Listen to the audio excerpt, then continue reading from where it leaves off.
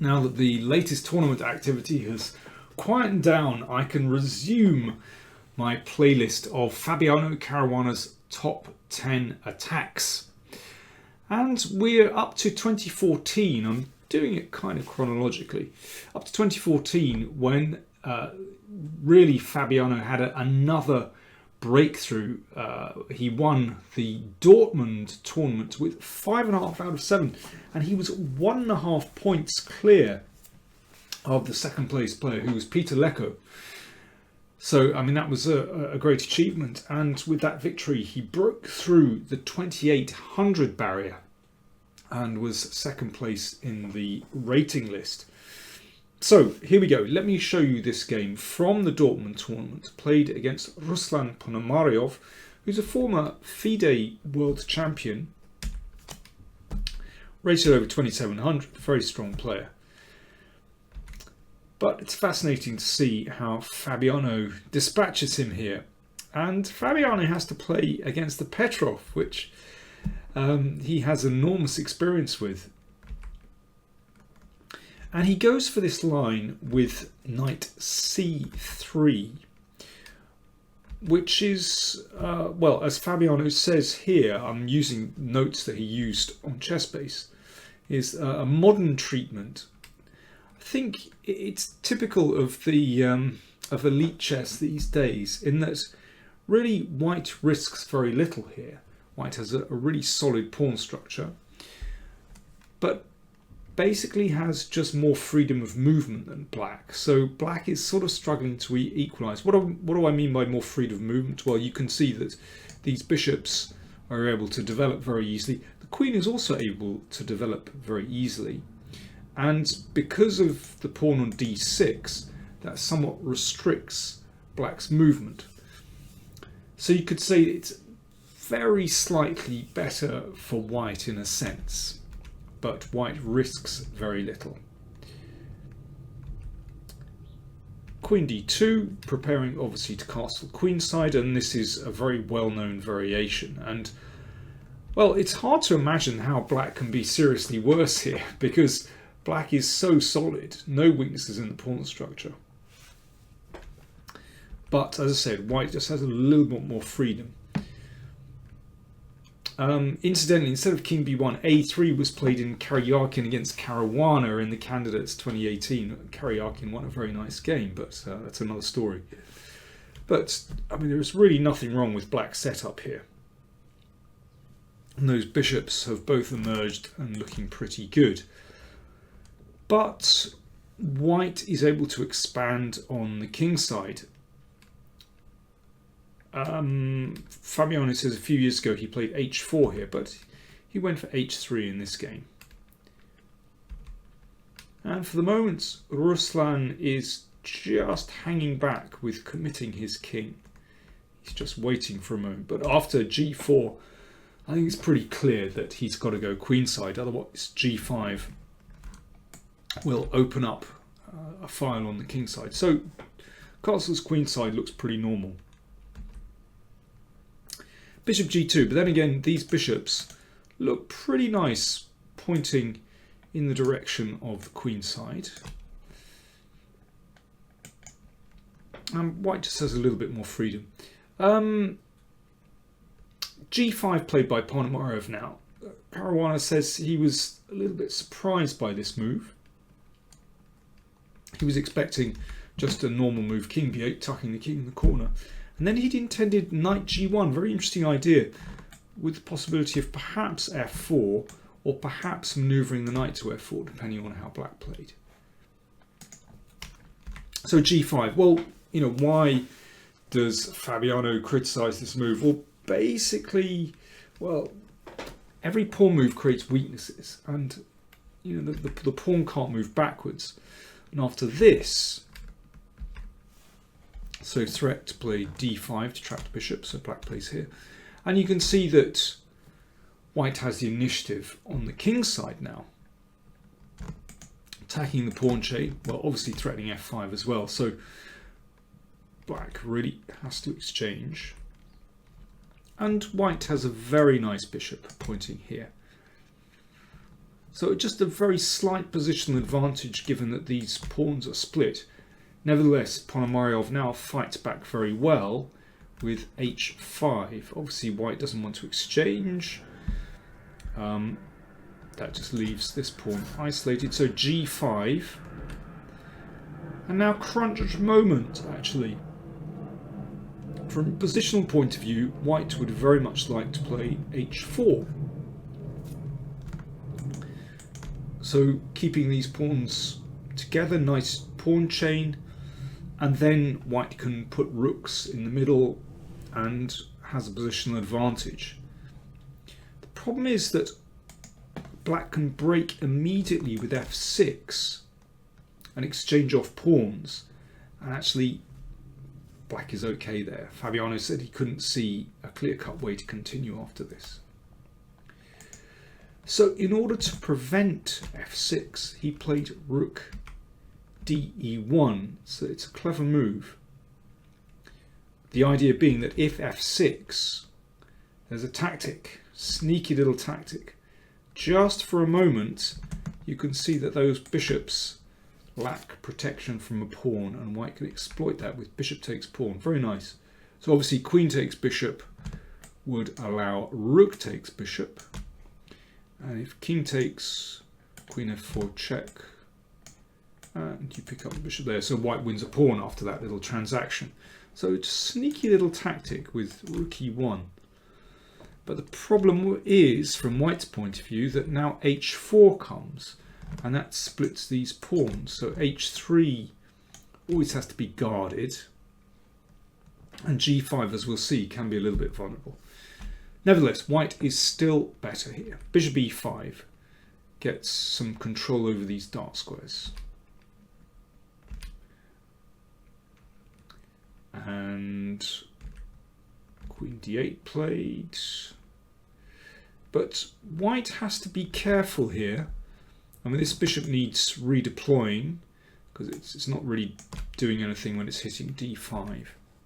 And now bishop d3. So he wants sometimes to be able to play g6 to undermine the support for the bishop, and then things will start happening here. So bishop c8 withdraws the bishop. Fabiano said he'd overlooked this.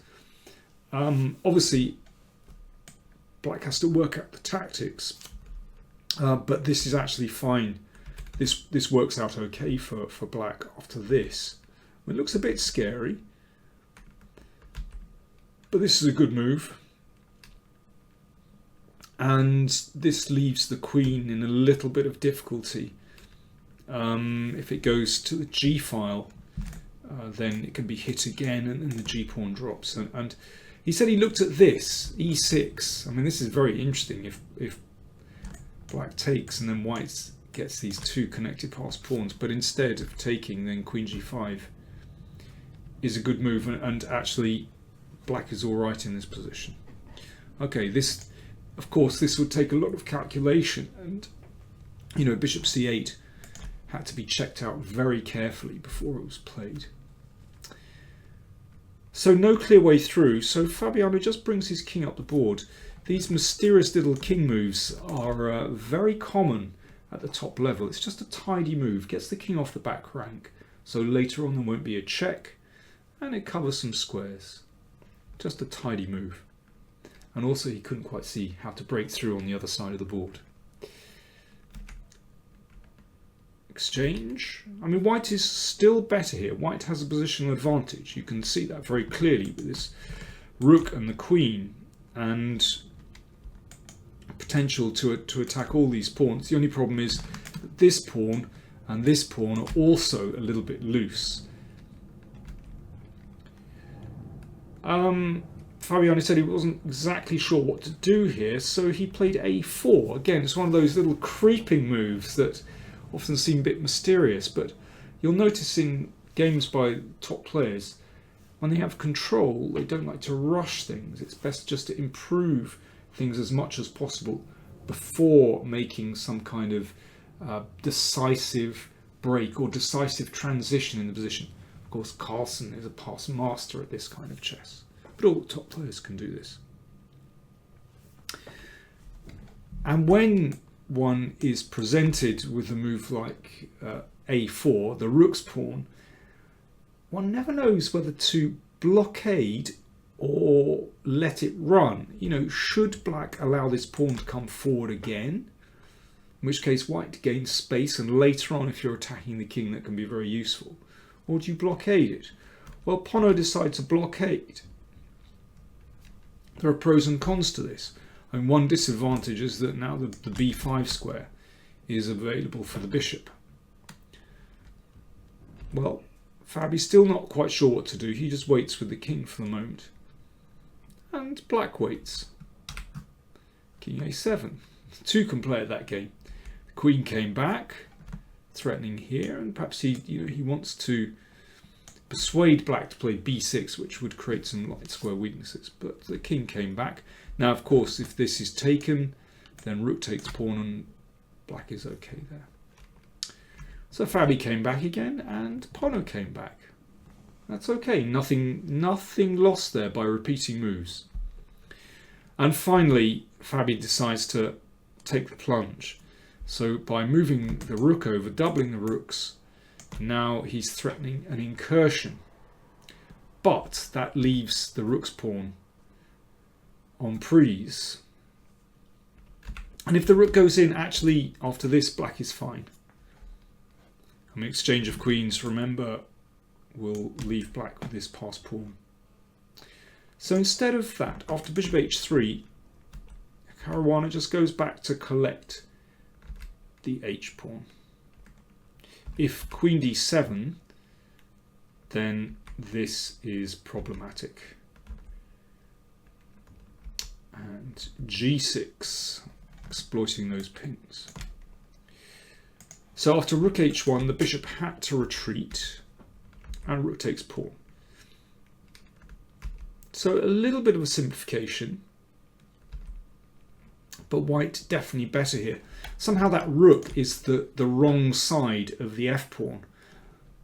White always has the possibility at some moment to invade on e7. Although the rook and the queen are attacking the g pawn, but I think it's easy to see that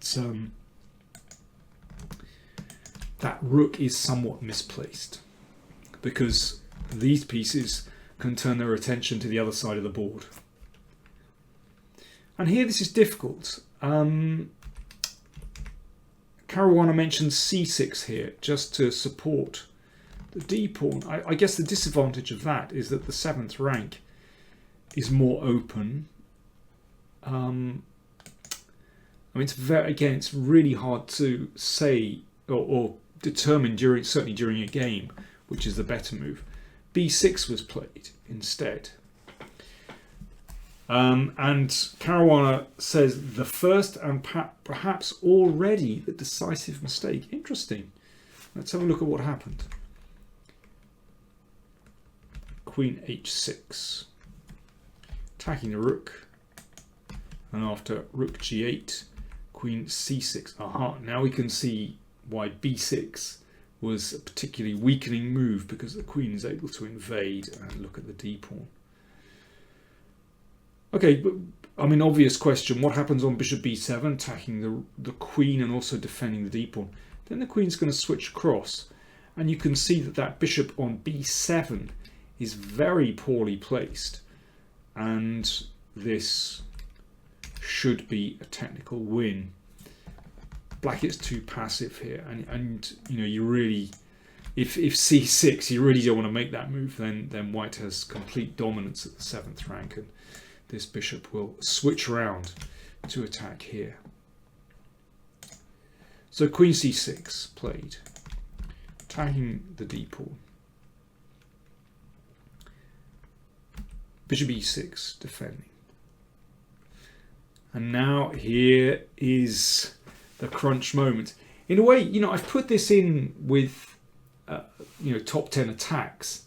In a way, this game is a squeeze. It's a classic squeeze where Caruana is playing on both sides of the board. First the king side, and then he's switching over to the queen side. In fact, basically black is overloaded here. as he's being attacked on two sides of the board. Okay, what's the point of g6? Well, obviously knocking out this pawn undermines the protection for the bishop, so that's the first thing. And if rook here, well, there's a nice variation. g7, rook goes across, and now rook g5, supporting the g-pawn. So the idea is just to bring the rook back and then to play bishop h7 to hit the rook. And the problem is if queen takes, then here, and there's going to be a mate. Okay, another alternative. What about bishop d7? Then we take this off, and it's kind of unlikely that black would survive this. This looks very nasty indeed.